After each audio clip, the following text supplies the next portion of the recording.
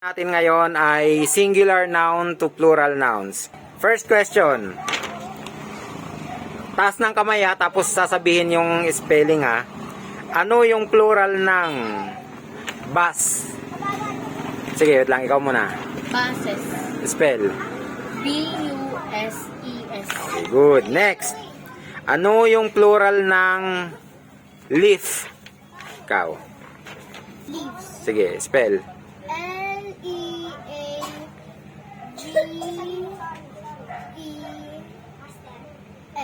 Very good. Kasi pag F or FA, mag-a-add ng this. Next. Ano ang plural ng baby? Babies. Sige, spell. B-A-B-I-E-S. Okay, good. Next. Ano ang plural ng party? Ikaw. P Sabihin mo muna, ano yung plural ng party? Parties. Sige, good. Spell. B-A-R-T-I-E-S. Okay, very good. Next. Ano ang plural ng... Sige, pabilisan na lang. Wala magtataas ng kamay. Wala na magtataas ng kamay. Pabilisan na lang. Plural ng mouse. Mouses. Mouses. Ako po naman. Hindi, mali. Mouse. Mali. Mouses? Mice. Ayun, mice. Ilan na score? 3 to? Favorite ko kasi to eh. 3 ka na ba? 2 ka? Pag mag-score ka, ganyan ka ng kamay mo. Okay. 2 ka lang din? All 2? Okay, good. Next.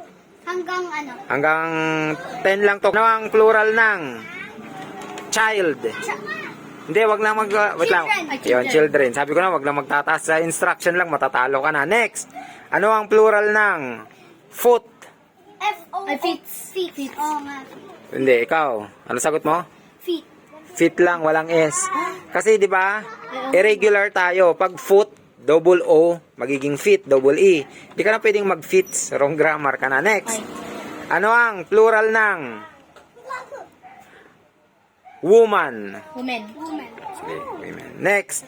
Ano ang plural ng man? Men. Sabay po. Sabay. Next. Ano ang plural ng person? People. Yung good. Next. Ilan na score mo, be? 5. 5 pa lang, okay. 3. Next. Ano ang plural ng life? Lives. Ay. Lives. Life. Sabay. Next. Ano ang plural ng knife? Knives.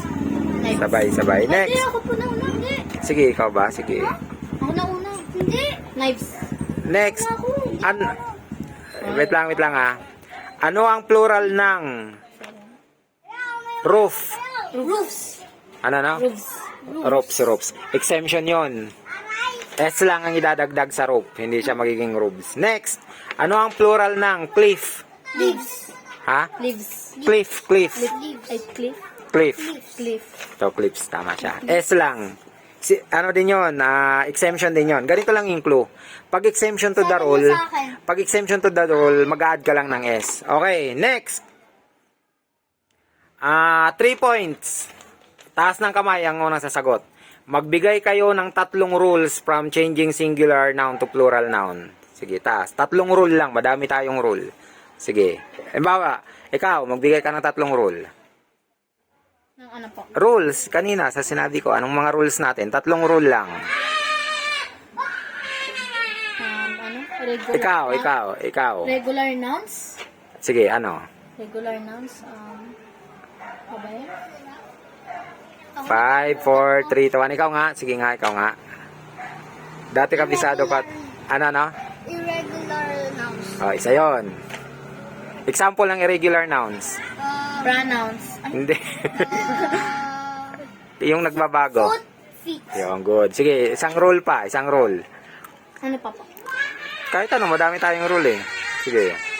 Anong rule pa? Sige, ano?